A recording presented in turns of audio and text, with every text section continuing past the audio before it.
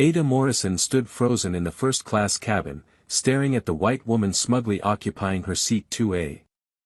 The air crackled with tension as Ada calmly pulled out her phone and made one call. 90 seconds later, the captain's voice cut through the speakers announcing an immediate ground hold. Federal agents boarded as 270 passengers watched in stunned silence. Nobody knew Ada owned the airline. Before we dive into what happened next, drop a comment and let us know where you're watching from. Are you Team Ada or do you think she went too far? Hit that like button and subscribe because this story is about to take turns you won't believe. Trust me, you'll want to stick around to see how a stolen seat turned into a national conversation about racism in America. Now, let's rewind and see how we got here. The San Francisco morning fog clung to the windows of the Fairmont Hotel as Ada Morrison zipped her carry-on bag. 3 weeks of negotiations had finally paid off. She'd just closed a $200 million acquisition of a tech startup that would revolutionize her airline booking systems. At 28, Ada had already built an empire her younger self could barely have imagined. She stood before the mirror, studying her reflection. Dark brown skin, natural curls pulled into a sleek bun, minimal makeup. Today she wore simple jeans and a soft cotton sweater, deliberately casual. The Hermes Birkin bag on the bed was her only concession to luxury, a gift she'd bought herself after her first billion-dollar valuation. Ada Morrison hadn't started with silver spoons or trust funds. She'd grown up in Detroit's roughest neighborhood, raised by a single mother who worked 3 jobs to keep the lights on. Geneva Morrison cleaned offices at night, waited tables during lunch shifts, and somehow still found time to quiz Ada on multiplication tables at the kitchen table. When Ada got that full scholarship to MIT, her mother had cried for 3 days straight. 10 years of relentless work had transformed that scared scholarship student into the CEO of Morrison Aviation Group. She owned 7 airlines now, employed over 15,000 people, and had a net worth that Forbes estimated at $1.2 billion. Not bad for a girl from the hood. Today's flight was deliberate. Ada made it a habit to fly her own airlines incognito, experiencing what regular passengers experienced. She'd catch things her executives missed. Small service failures. Training gaps. Today she was flying Atlantic Wings, one of her mid-sized carriers, from San Francisco to Atlanta. The airport terminal buzzed with morning energy. Business travelers rushed past families wrangling strollers. Ada joined the first-class check-in line, boarding pass already loaded on her phone. The agent behind the counter was a white woman in her 30s, name tag reading Brittany. She processed the man ahead of Ada in less than 2 minutes, all smiles and efficiency. When Ada stepped forward, Brittany's expression shifted. "Good morning," Ada said, sliding her phone across the counter. "Checking in for Atlanta." Brittany glanced at the screen, then back at Ada. Her eyes traveled from Ada's casual outfit to her face, lingering with obvious skepticism. "Are you sure this is your ticket, ma'am?" Ada blinked. "Excuse me. First-class tickets are quite expensive. I just want to make sure there hasn't been a mistake." Brittany's tone carried that particular inflection Ada knew too well. The careful politeness masking doubt. "There's no mistake. That's my ticket." Ada kept her voice level. Brittany picked up the desk phone. "Let me just get my supervisor to verify this." "Verify what, exactly?" Ada's patience was already thinning. Standard procedure for premium cabin tickets. Brittany wouldn't meet her eyes. 5 minutes passed. The line behind Ada grew. A supervisor appeared, a white man in his 40s with "Dale" embroidered on his shirt. "Is there a problem?" Dale asked, looking at Brittany, not Ada. "This passenger has a first-class ticket." "I wanted you to confirm it." Dale examined Ada's phone like it might be counterfeit. He asked for her passport. Then her credit card. He called the booking reference number to verify it in the system. "Miss, first-class tickets are very expensive," Dale said, as if explaining basic math to a child. Are you certain you didn't accidentally purchase the wrong fare class? Sometimes people think they're buying first but they actually bought economy. Behind Ada, the line had grown to 8 people. All watching. All hearing this. I know what I purchased, Ada said quietly. I've flown first class before. Of course. Dale's smile didn't reach his eyes. I'm just following protocol. 20 minutes. It took 20 minutes to complete a check-in that should have taken 3. When Dale finally, reluctantly printed her boarding pass, he added one more comment. Gate agents will verify your ticket again before boarding. Standard procedure. Ada took her boarding pass without responding. As she walked away, she made a mental note. Brittany and Dale. Their behavior wasn't standard procedure. It was profiling. And it was happening at her airline. The next white passenger in line got processed in 90 seconds flat. No verification. No questions. No supervisor. Ada found a quiet corner near the gate and opened her laptop. She accessed Morrison Aviation Group's internal complaint system. Filtered by airline. By date. By passenger demographics. The data that emerged made her stomach turn. Black passengers at Atlantic Wings filed discrimination complaints at 5 times the rate of white passengers. Most involved extra scrutiny at check-in, being questioned about ticket authenticity, or being asked to prove they could afford premium cabin seats. How had she missed this? Ada had been so focused on expansion, on acquisitions, on the big strategic moves. She'd trusted her operations team to handle ground-level service. That trust had clearly been misplaced. Her jaw tightened. Today was going to be very educational. Boarding began 30 minutes later. Ada watched the gate agent, a white woman named Patricia according to her name badge, announce the process with practiced efficiency. We'll now begin boarding our first class and elite medallion members. Ada joined the small queue of premium passengers. There were 6 of them. 5 white travelers in expensive business attire, and Ada in her jeans and sweater. Patricia scanned the first passenger's boarding pass. Beep. Welcome aboard, sir. Enjoy your flight. Second passenger. Beep. Have a wonderful flight, ma'am. Third, fourth, fifth. Each got a warm smile and quick scan. Ada stepped forward. Patricia took her boarding pass, scanned it, and paused. She looked at the screen. Looked at Ada. Frowned. Ma'am, can you step aside for a moment, please?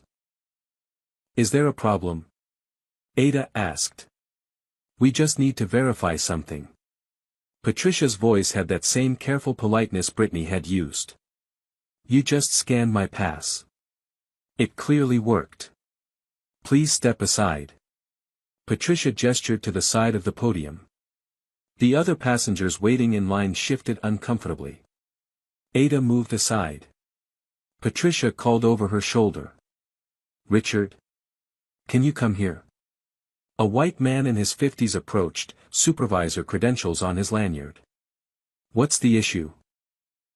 I need to verify this passenger's ticket. Patricia handed him Ada's boarding pass. Richard examined it like it was written in code. Ma'am, we've had some issues lately with fraudulent first-class tickets. I'm sure you understand we need to be careful. Are you accusing me of using a fake ticket? Ada's voice remained calm, but ice crept into her tone. Not at all. Just being cautious. Richard pulled out his own scanning device, checked Ada's boarding pass again. Can you show me your photo ID and credit card used for purchase? Did you ask anyone else in that line for their credit card? Richard ignored the question. Just need to verify, ma'am. Ada pulled out her wallet. Showed her license. Showed her credit card. Richard studied both like a detective examining evidence. The line behind Ada had grown. People were getting restless. "We're going to miss the flight," someone muttered. A white man in an expensive suit, probably in his 60s, spoke up. "Can't you just let the rest of us board while you deal with her separately?" Her. Not this situation. Not this passenger. Her. Patricia seized on this. "That's actually a good idea. Sir, you can board." She waved the man through. Richard was still examining Ada's documents. "I'm going to need to call the credit card company to verify this charge." "You're going to what?" Ada couldn't believe this. Standard fraud prevention. This is absolutely not standard. You haven't asked a single other person in that line for anything beyond their boarding pass. Richard's jaw tightened. Different circumstances require different protocols. The passengers behind Ada were openly complaining now. Checking watches. Sighing dramatically. "Just let her deal with this later," someone said. "We all have places to be." Patricia made an executive decision. "Fine. You can board. But we're flagging this in the system." Ada snatched her documents back. "You do that." As she walked down the jetway, she heard Patricia's voice carrying from the gate. "I don't know how she afforded that ticket." Ada stopped. Turned around. Patricia and Richard were huddled together, not realizing their voices carried. "I heard that," Ada said clearly. Patricia's face flushed. "I don't know what you mean, ma'am." Ada held her gaze for a long moment. Then turned and continued down the jetway. Her phone was already out. This airline needed serious reform. And she was going to make sure it happened. The first-class cabin gleamed with leather seats and polished wood accents. 8 seats total, configured in a 2-2 layout. Ada's assigned seat was 2A, window seat in the front row. Prime location. She'd specifically selected it. As she rounded the corner from the entrance, she stopped short. Someone was sitting in her seat. A white woman, mid-40s, perfectly highlighted blonde hair swept into an elegant updo. Chanel suit in cream and black. Diamond rings catching the overhead light. She was settled in like she owned the place, already sipping champagne the flight attendant had delivered. Ada approached calmly. "Excuse me, I believe you're in my seat. This is 2A. The woman looked up slowly, as if bothered by the interruption. Her gaze traveled over Ada in a single dismissive sweep. The kind of look that took in every detail and found it wanting. "I don't think so. I always sit in 2A. Ada held up her boarding pass. "My ticket clearly shows 2A. Window seat, row 2. The woman barely glanced at it. "There must be some mistake. I'm a platinum medallion member. I reserved this seat weeks ago. And I'm assigned to this seat. Right now. On this flight." Ada kept her tone even. "Well, I'm not moving." The woman waved her hand dismissively, turning back to her champagne. "You can take another seat." Ada glanced around the cabin. The other seats were either occupied or had personal belongings spread across them. "All the other seats are taken." "That sounds like a you problem, not a me problem." A male flight attendant appeared, mid-30s, professionally groomed, name tag reading Gerald. "Is everything all right, ladies?" "This passenger is in my assigned seat," Ada said. Gerald examined Ada's boarding pass, then looked at the woman in 2A. "Ma'am, could I see your boarding pass?" The woman huffed but produced her phone. Gerald checked it. His eyebrows raised slightly. "Mrs. Whitmore, your assigned seat is actually 4B. "That's impossible. I always sit in 2A. "Always. According to the system, you're in 4B today." The woman, apparently named Mrs. Whitmore, drew herself up. "I have a back condition. I need the front row seat for the extra legroom. Doctor's orders." Do you have documentation for a medical accommodation? Gerald asked. I don't need documentation. I'm telling you I have a medical issue. Gerald looked uncomfortable. He glanced between the two women, clearly trying to calculate the path of least resistance.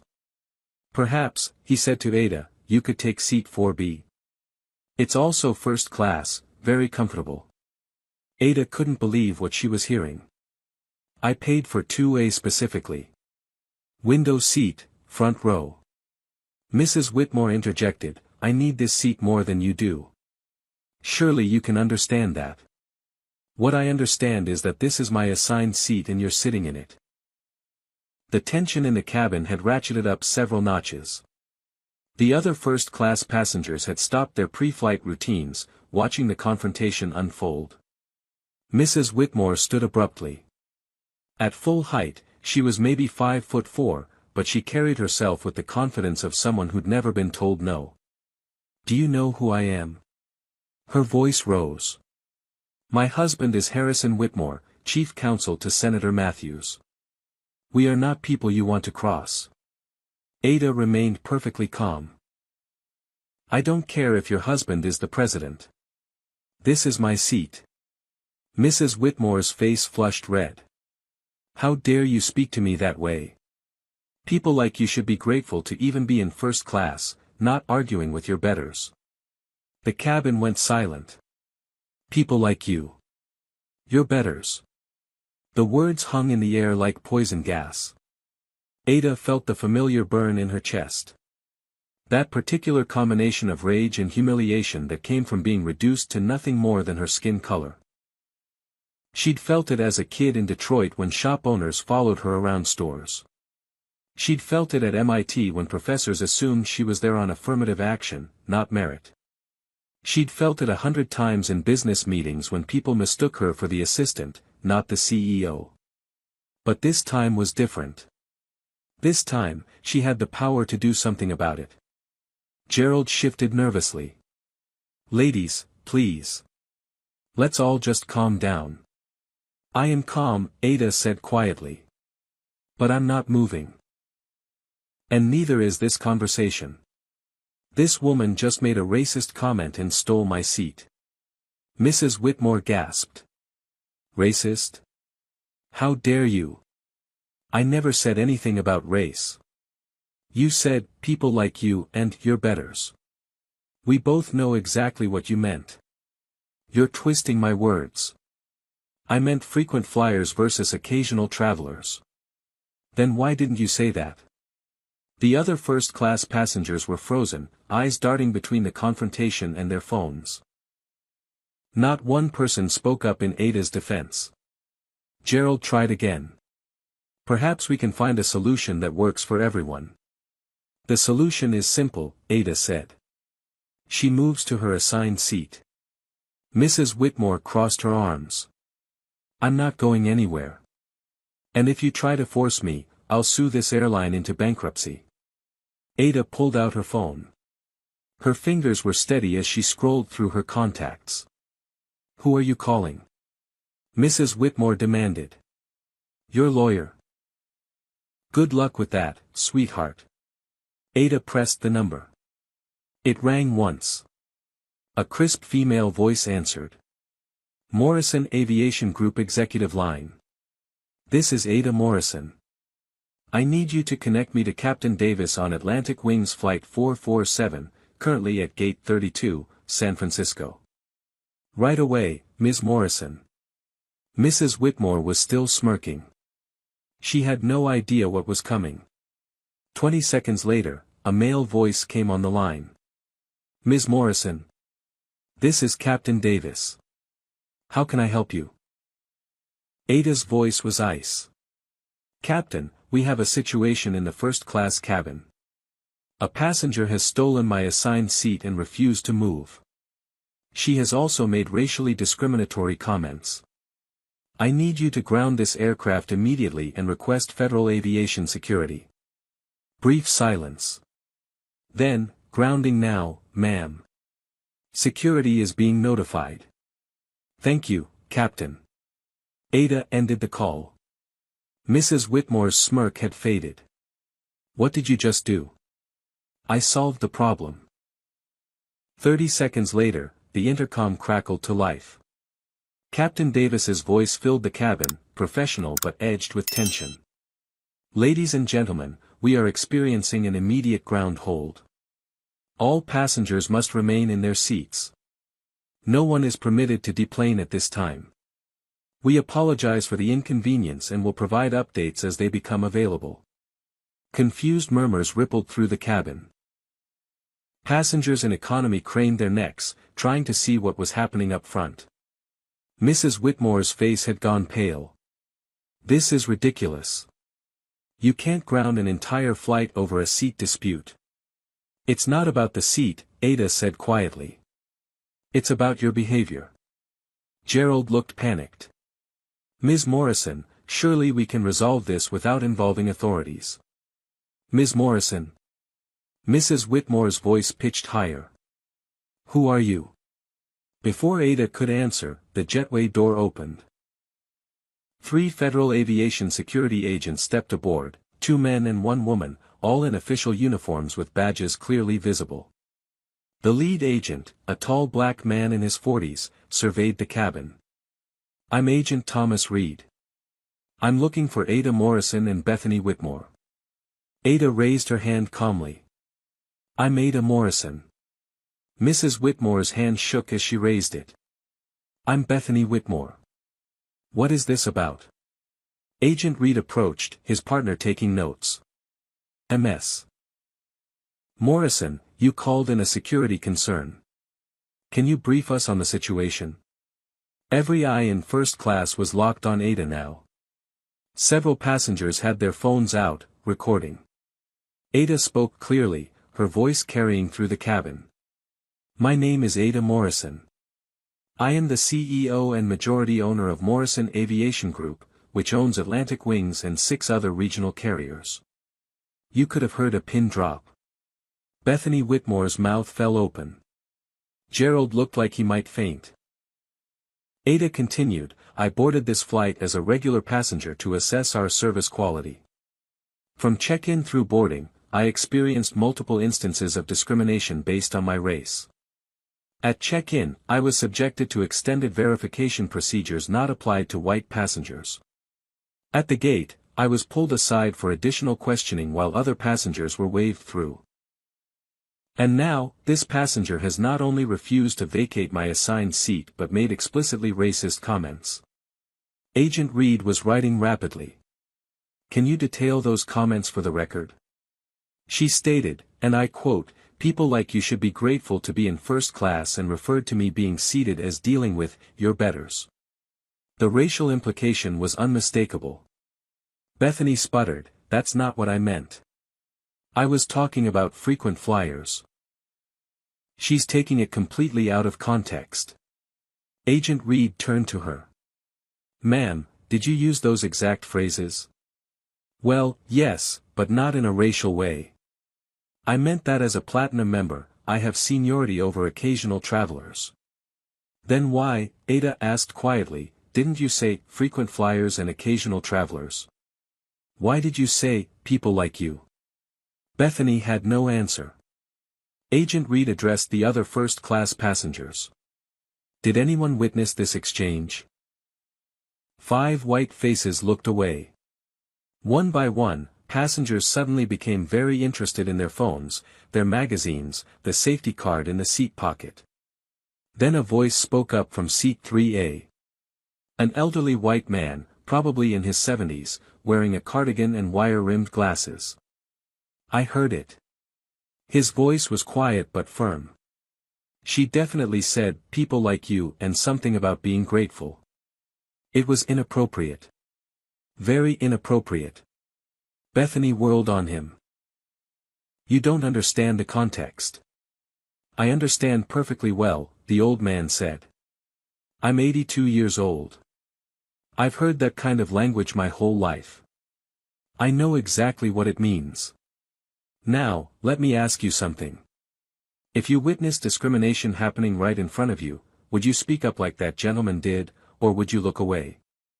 Comment number 1 if you would speak up, or number 2 if you'd stay silent.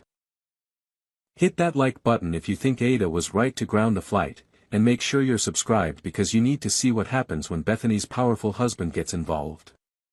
Do federal agents have enough evidence? Will Bethany face real consequences? Keep watching. Agent Reed made notes. Thank you, sir. Anyone else? Silence. The female agent spoke into her radio. We need to interview the primary subjects separately. Preparing to deplane one passenger. Bethany's panic escalated. You can't remove me from this flight. My husband will hear about this. He'll have your jobs. Agent Reed remained professional. Ma'am, you're not under arrest. We need to conduct an interview regarding a discrimination complaint. You can cooperate voluntarily or we can involve additional authorities.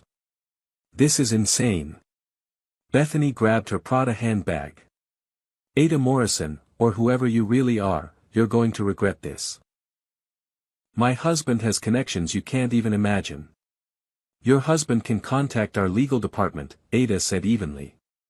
The female agent escorted Bethany toward the exit.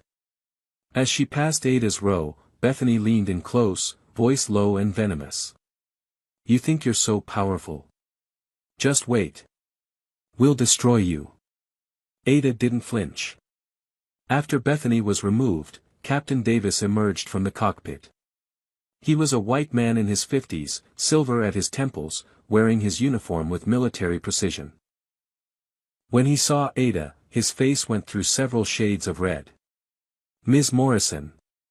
I had no idea you were on this flight. That was the point, Captain Davis. I wanted to see how we treat our regular passengers. Ada's tone could have frozen nitrogen. Clearly, we have serious problems. I assure you, this doesn't reflect our normal standards. Doesn't it? Because in the past 2 hours, I've been racially profiled at check-in, questioned excessively at the gate, and had a passenger steal my seat while making racist comments. That seems pretty standard based on what I'm seeing. Captain Davis swallowed hard. What do you need from me? I need you to delay this flight another 30 minutes while I review security footage from today. And I need passenger manifest data for the past 6 months. And I need a conference call with your operations director in the next hour. Yes, ma'am. All of that will be arranged. Agent Reed approached Ada. Ms. Morrison, we'll need a formal statement from you as well. Can you come with us? Of course. As Ada stood, she addressed the cabin. I apologize for the delay. Your patience is appreciated. She walked off the plane, leaving behind a first-class cabin full of stunned passengers and one flight attendant who was seriously reconsidering his career choices. In the jetway, Ada could hear the buzz of conversation exploding behind her. 30 minutes later, after giving her statement to Agent Reed, she returned to the aircraft. The delay had been announced at 45 minutes. Passengers were restless. As Ada settled into seat 2A, finally empty, she could feel eyes on her. The cabin had a strange energy now.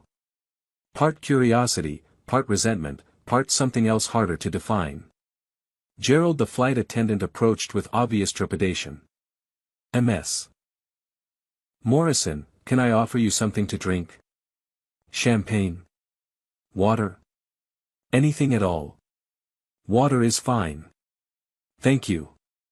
I want to apologize for earlier. I should have handled that situation differently. I should have enforced the seat assignments immediately instead of trying to accommodate Mrs. Whitmore. His voice was genuinely contrite. Ada accepted the apology with a slight nod. You should have. But you're not the only one who failed today. This is a systemic problem. Gerald retreated to the galley, and Ada pulled out her laptop. The woman in seat 4C cleared her throat. She was older, maybe late 60s, with kind eyes and silver hair pulled into a loose bun. Excuse me, dear. Ada looked up. I just wanted to say, you handled that beautifully. That woman was completely out of line. The woman's voice was gentle but firm. "Thank you," Ada said, surprised. "My name is Doris. I taught middle school for 40 years in Oakland. I've seen discrimination my whole career. What she said to you was absolutely unacceptable, and I'm ashamed that I didn't speak up sooner." Doris's eyes were damp. "Sometimes we freeze when we should act. I'm sorry for that." Ada felt her throat tighten.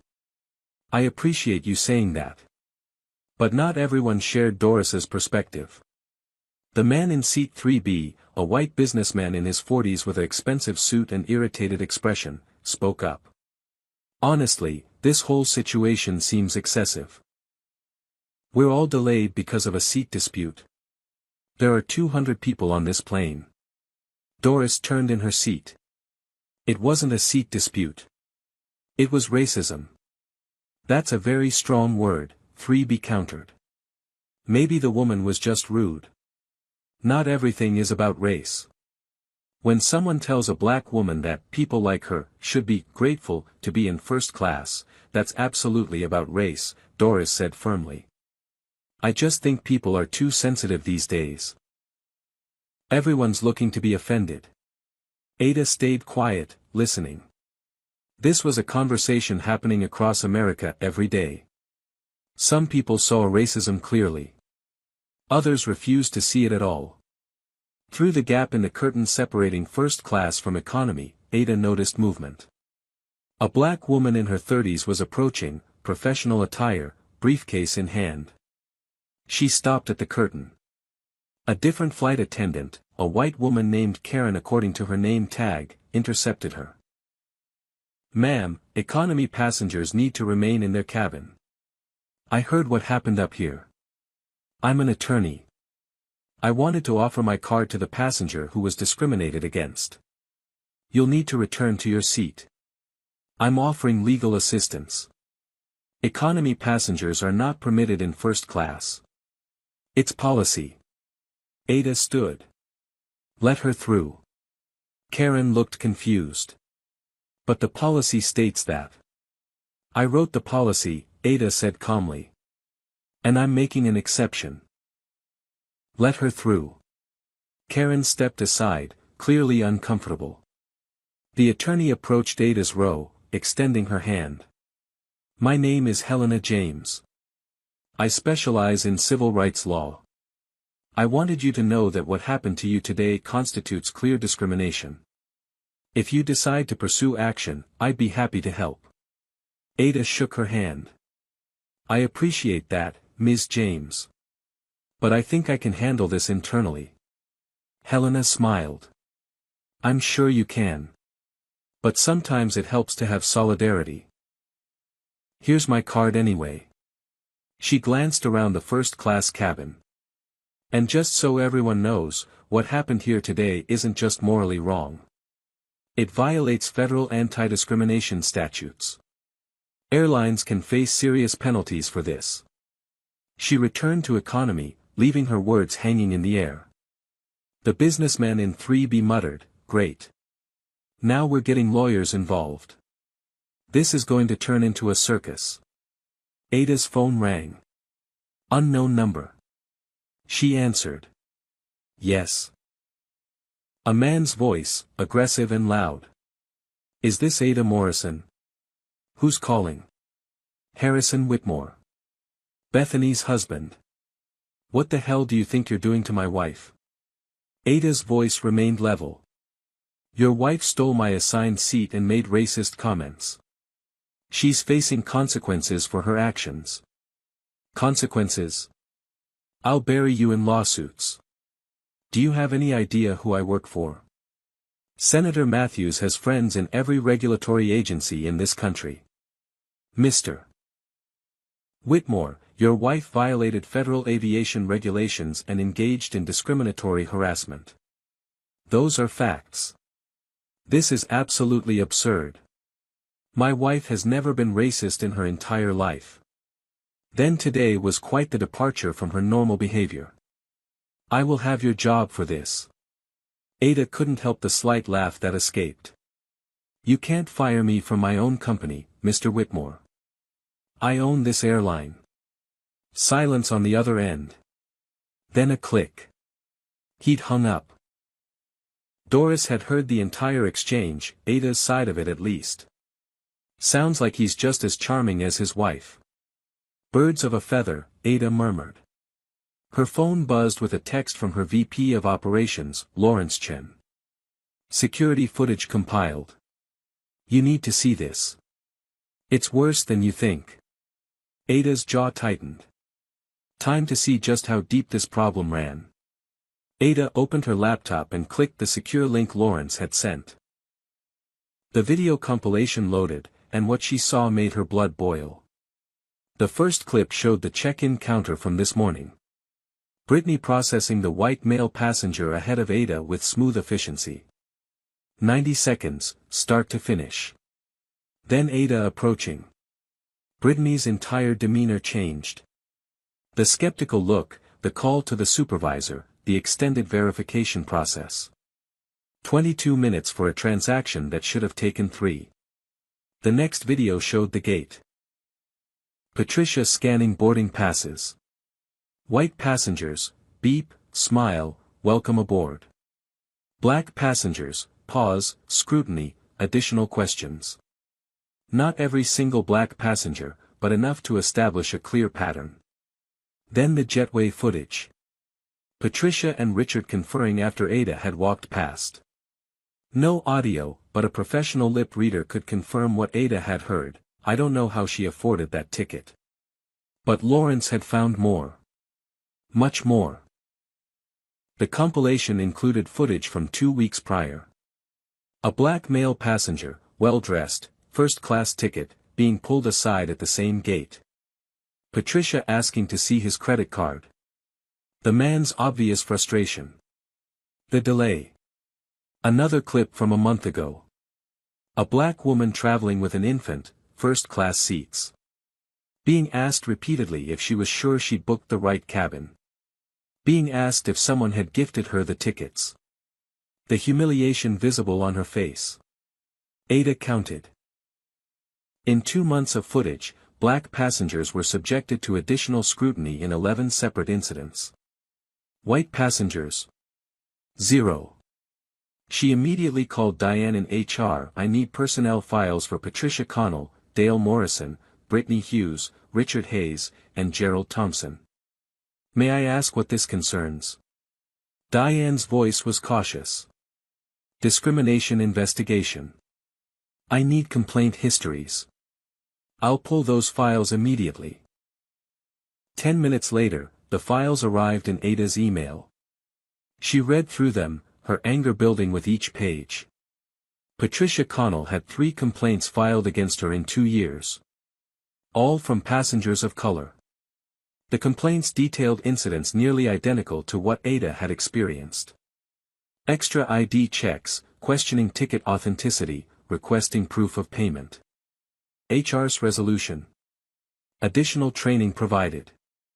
Employee counseled on customer service standards. In other words, nothing. Dale Morrison, the check-in supervisor, had 2 complaints. Both from black passengers who felt they'd been profiled. HR's response. Incident reviewed. Determined to be a misunderstanding in communication. Gerald Thompson, the flight attendant, had a clean record until today. But his willingness to suggest Ada take a different seat rather than enforce her assignment showed a troubling instinct. Ada called Diane back. Why weren't these complaints escalated? Diane sounded defensive. We followed protocol. Each complaint was investigated, the employees were counseled, and we documented everything. Your protocol failed. These employees clearly didn't change their behavior. They just got better at hiding it, or you stopped looking. We take all complaints seriously. Do you? Because from where I'm sitting, it looks like you process paperwork and hope the problems would go away. Silence on the other end. Ada made her decision. Effective immediately, Patricia Connell and Dale Morrison are suspended without pay pending a full external investigation. Brittany Hughes and Richard Hayes are on probation with mandatory retraining. Gerald Thompson gets mandatory training as well. That's going to create significant staffing gaps, Diane protested.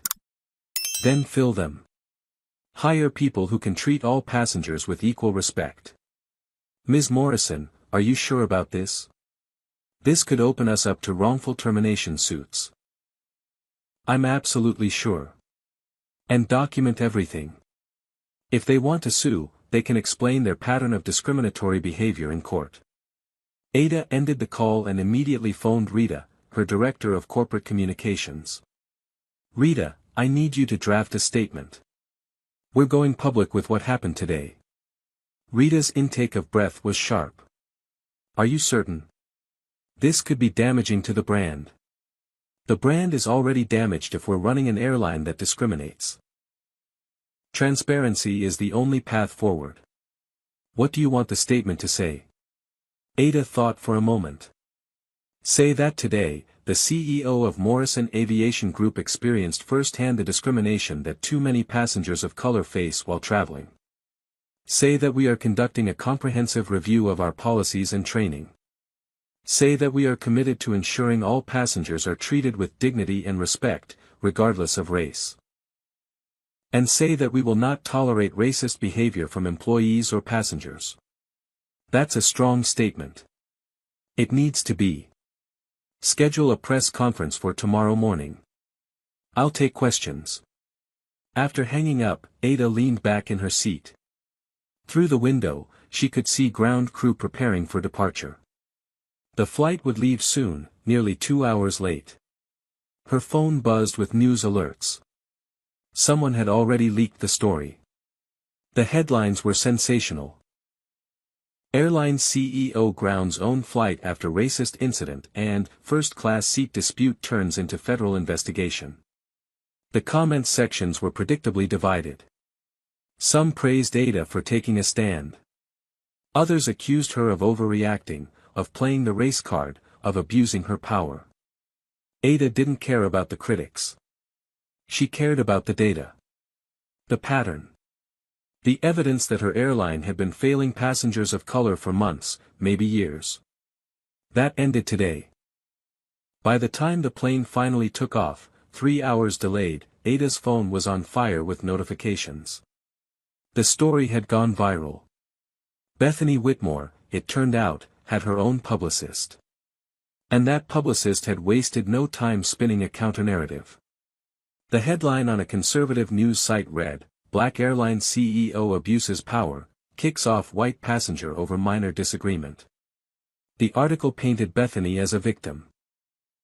A frequent flyer with a medical condition who had politely requested a seat change, only to be subjected to a shocking abuse of power by an overly sensitive CEO who weaponized federal agents over a simple misunderstanding.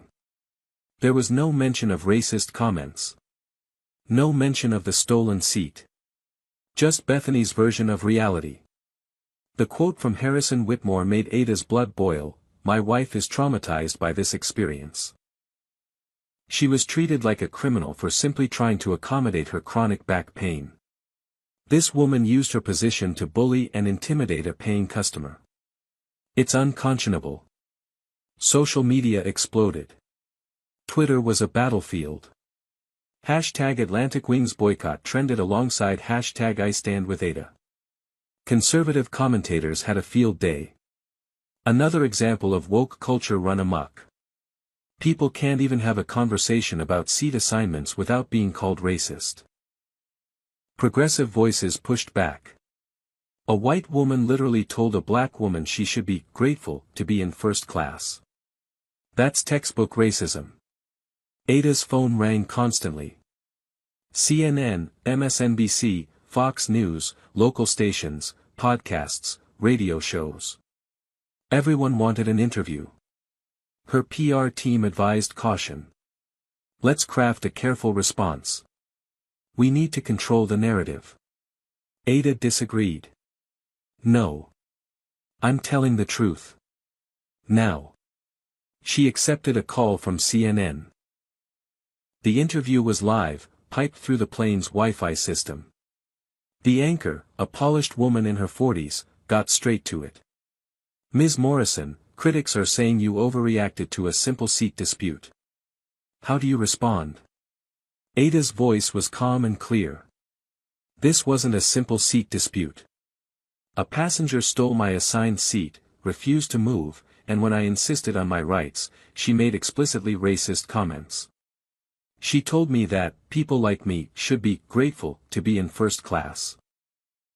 The implication was obvious. Mrs. Whitmore denies making racist statements. Mrs. Whitmore can deny it all she wants. I have witnesses. I have the testimony of other passengers who heard her comments. The truth will come out in the investigation. Some say you're using your position as CEO to punish a customer who simply upset you. Ada leaned forward, her intensity palpable even over the phone.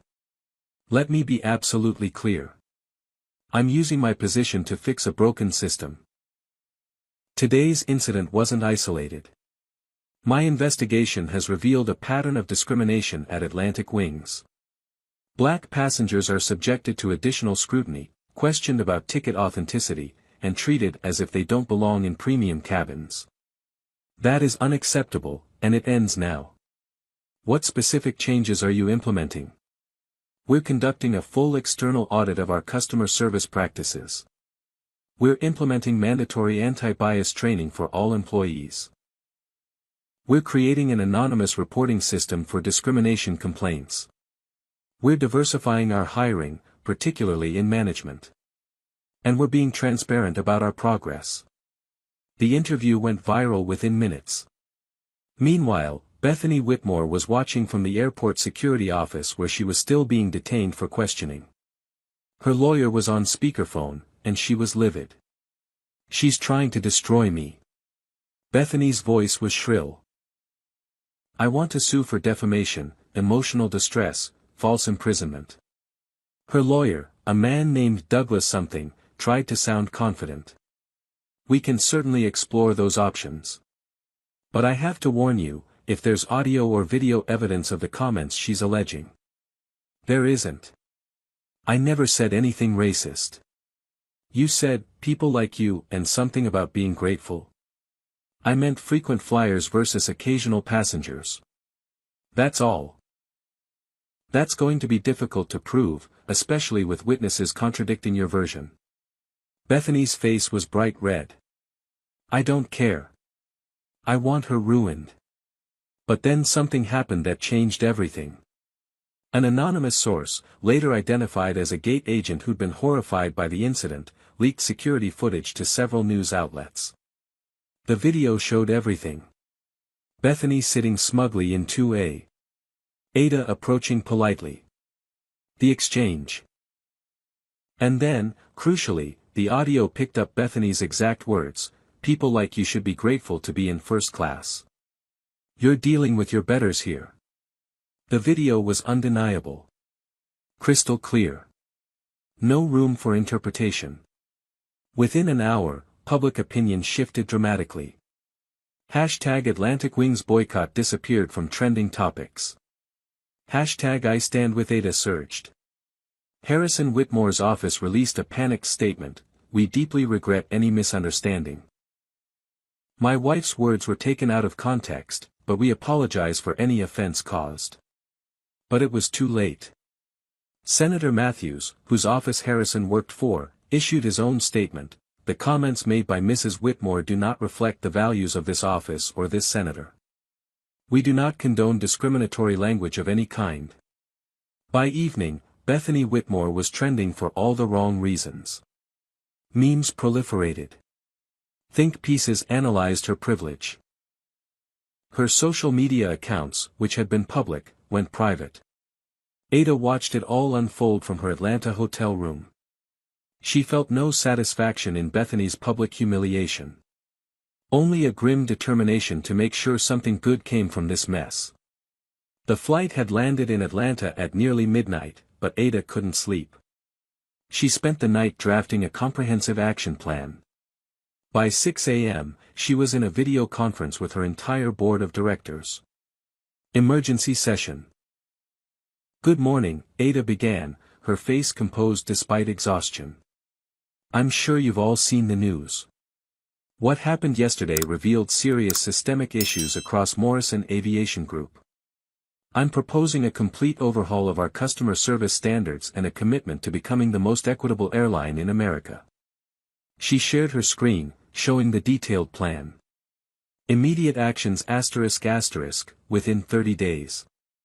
Mandatory anti-bias training for all customer-facing employees.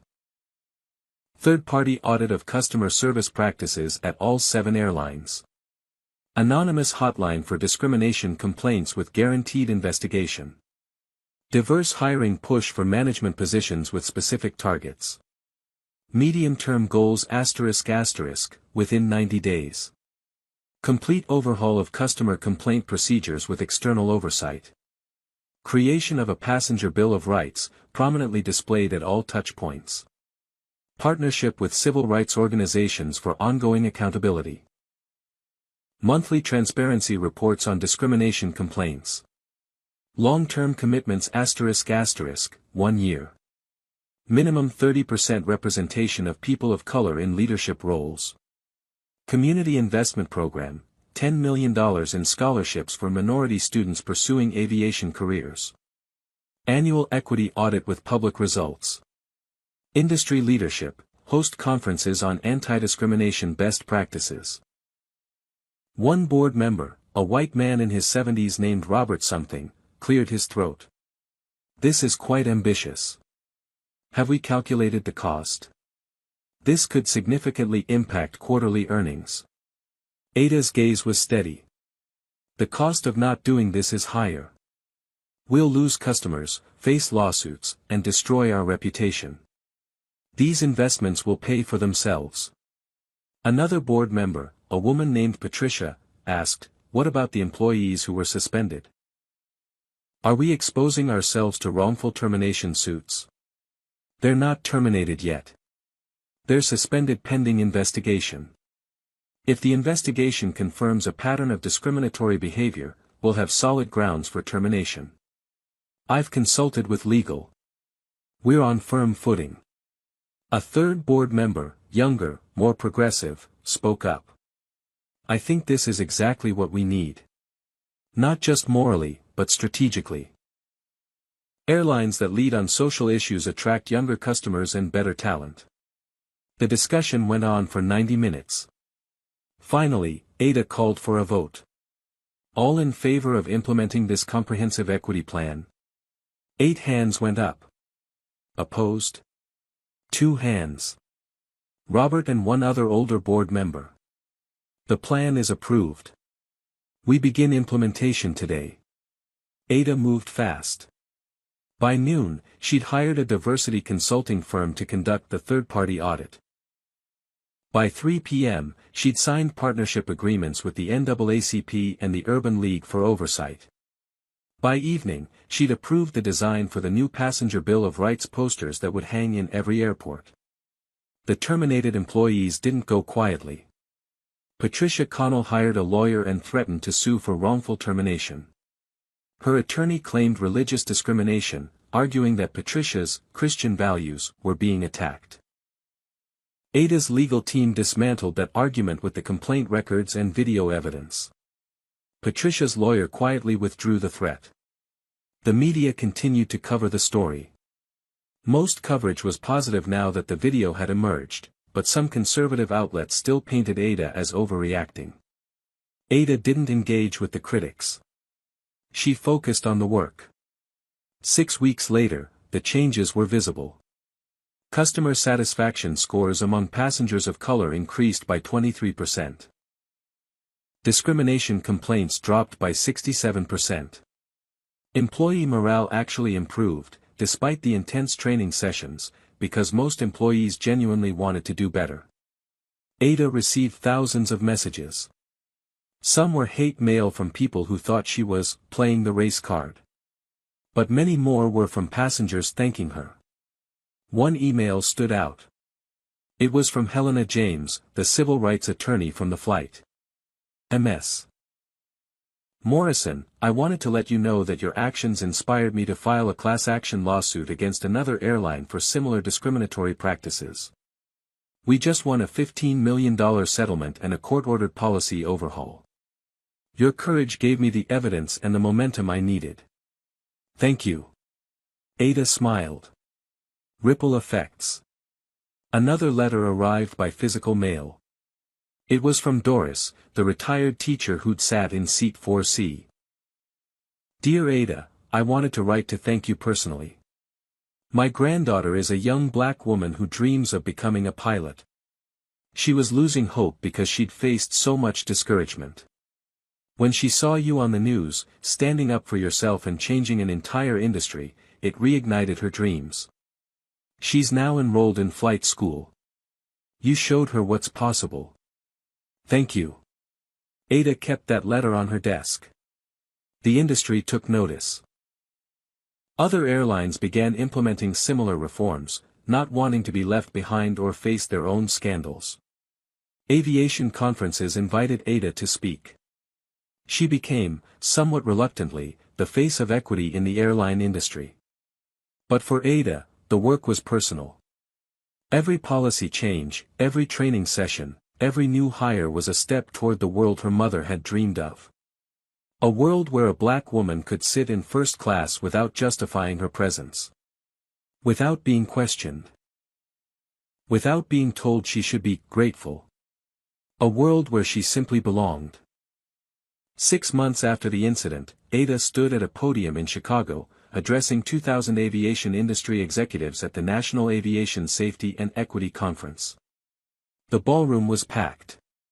Airlines, manufacturers, regulators, pilot unions, everyone who mattered in commercial aviation. Ada looked out at the sea of faces. Mostly white, but more diversity than she'd seen at past conferences. The industry was changing. Slowly, but changing. 6 months ago, she began, her voice clear and strong, I was discriminated against on my own airline. She told the story. Check-in. Gate. Bethany Whitmore. The ground hold. The investigation. Every detail. The room was absolutely silent. But today isn't just about that incident.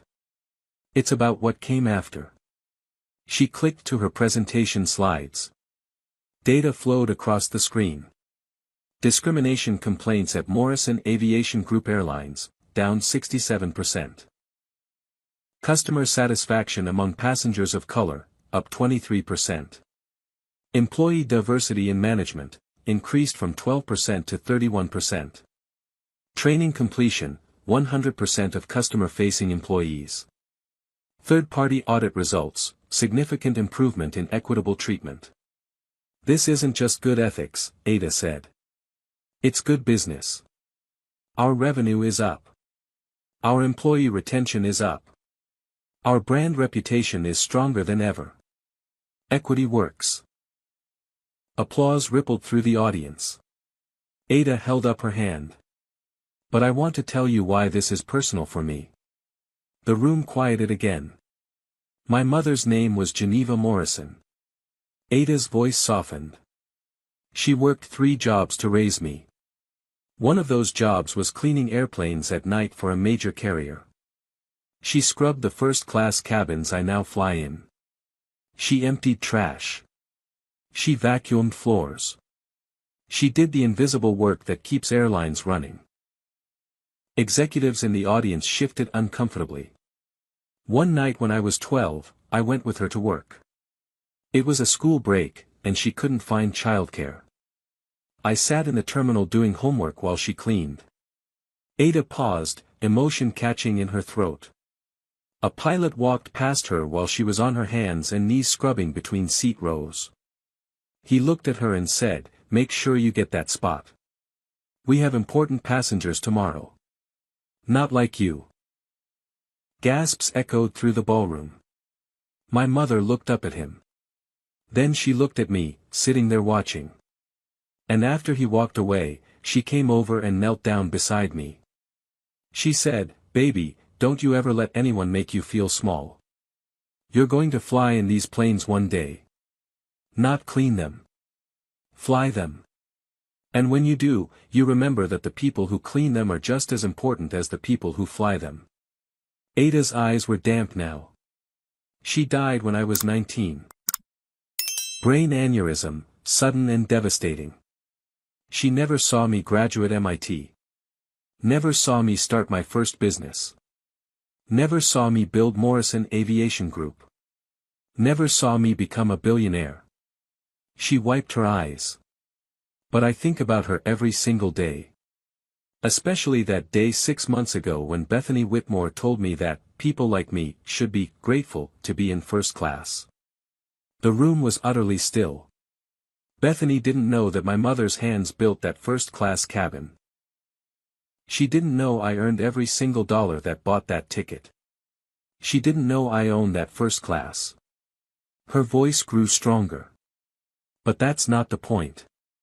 The point is that even if I hadn't owned the airline, even if I hadn't been a CEO, even if I'd been a teacher or a nurse or a janitor, I would have deserved that seat. I would have deserved respect. I would have deserved to be treated with dignity. Standing ovation. It started in the back and rolled forward like a wave. Ada waited for it to subside. We have to do better. Not just in aviation. Everywhere.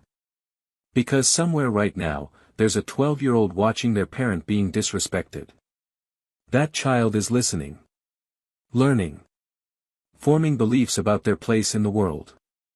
Let's teach them that the world is changing. That they belong. That they can own the airplane. The applause was thunderous. After the speech, executives swarmed Ada with questions. Implementation strategies. Training resources. Partnership opportunities. The industry was ready to change, and Ada was leading the way. As the crowd thinned, a young black woman approached. She was in her early 20s, wearing the uniform of a regional airline flight attendant. Ms. Morrison. Ada turned. Yes. My name is Zara Jackson. I need to tell you something. Of course. Zara's hands were shaking slightly. I was on your flight that day. Flight 447 from San Francisco. I was sitting in economy, row 23. I saw and heard everything. Ada's eyes widened. You were there? Yes, ma'am. I was traveling home from a job interview. I watched Bethany Whitmore steal your seat. I heard what she said to you. I saw you stand up for yourself. Zara's eyes filled with tears. I was about to give up on aviation. I've been a flight attendant for 2 years, and I face microaggressions every single shift. Passengers questioning my authority. Colleagues making comments about my hair. Being passed over for promotion. I was going to quit. Ada reached out, touching Zara's arm gently. But watching you that day changed everything. You didn't back down. You didn't minimize it. You used your power to make real change.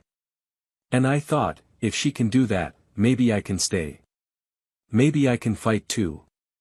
Zara pulled an envelope from her bag.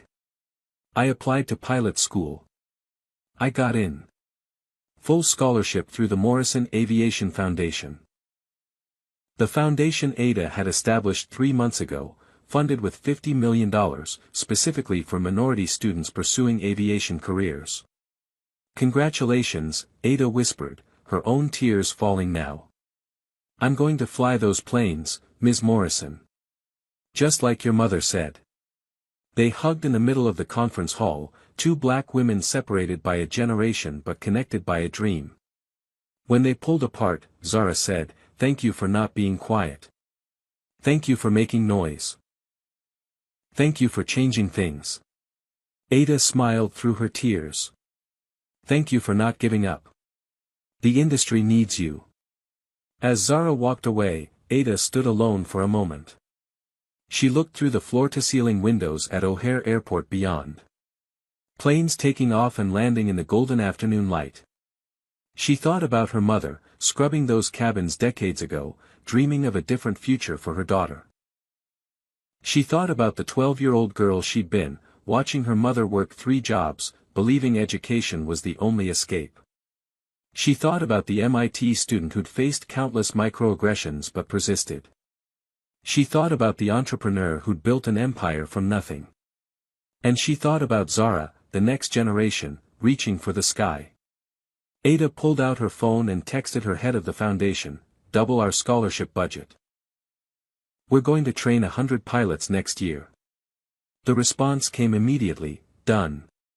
Ada walked toward the exit, past groups of executives still discussing implementation plans. Past younger professionals taking notes. Past diversity officers excited to have real support from leadership. The world was changing. Not fast enough. Not easily. But changing. Geneva Morrison's daughter hadn't just flown in first class. She'd made sure everyone else could too. So what do you think? Was Ada right to ground that flight, or should she have handled it differently? Drop your thoughts in the comments below. If you believe standing up against discrimination is always worth it, even when it's inconvenient, leave a comment and let me know. Hit that like button if this story moved you. Subscribe to see more stories about ordinary people doing extraordinary things in the face of injustice. Share this with someone who needs to hear that their voice matters, that speaking up can change systems, and that power used for justice is power used right. Thank you for watching, for listening, and for being part of a community that believes we can do better. Geneva Morrison taught her daughter to dream big and fight hard. Let's all carry that lesson forward. Until next time, remember that you belong wherever you have the courage to sit. And sometimes, the smallest acts of resistance create the biggest waves of change. Take care, and keep standing up. Ada Morrison's journey teaches us that silence enables discrimination while courage dismantles it. When faced with racism, speaking up isn't overreacting, it's necessary. Her story reveals that systemic change requires both individual bravery and institutional accountability. First, document everything. Ada's decision to fly incognito and later review security footage provided undeniable evidence of patterns others had dismissed as isolated incidents. Data transforms personal experiences into actionable insights. Second, use your platform responsibly. Whether you're a CEO or a concerned citizen, your voice matters. Ada leveraged her position not for revenge but for reform, creating policies that protected future passengers. Power coupled with purpose creates lasting impact. Third, expect resistance. Change threatens those who benefit from the status quo. Bethany Whitmore's denial, Harrison's threats, and media backlash were predictable responses. Ada persisted anyway because the mission mattered more than comfort. Fourth, transformation requires investment. Real change costs money, time, and political capital. Ada committed $50 million to scholarships, overhauled training programs, and risked short-term profits for long-term equity. Finally, your struggle plants seeds for the next generation. Zara's scholarship and renewed determination prove that standing up creates ripple effects beyond what we can see. Geneva Morrison scrubbed floors so Ada could own airlines. Ada reformed systems so Zara could fly planes. Legacy isn't what we inherit, it's what we leave behind. Have you ever witnessed discrimination and wished you'd spoken up? Or maybe you stayed silent and still regret it? Share your story in the comments below. Your experience might encourage someone else to find their voice. If Ada's courage inspired you to believe that one person can change broken systems, smash that like button. Subscribe to this channel for more stories about ordinary people doing extraordinary things when they refuse to accept injustice. Hit the share button and send this to someone who needs to remember that they belong wherever they have the ticket to be, and that speaking truth to power isn't just brave, it's necessary. Thank you for spending this time with us, for opening your heart to Ada's story, and for being part of a community that believes dignity isn't negotiable. May you find the courage to claim your seat, the wisdom to lift others as you rise, and the strength to know that your voice can ground flights and change worlds. Until next time, stand tall, speak up, and remember that the next generation is watching. Take care, and keep fighting the good fight.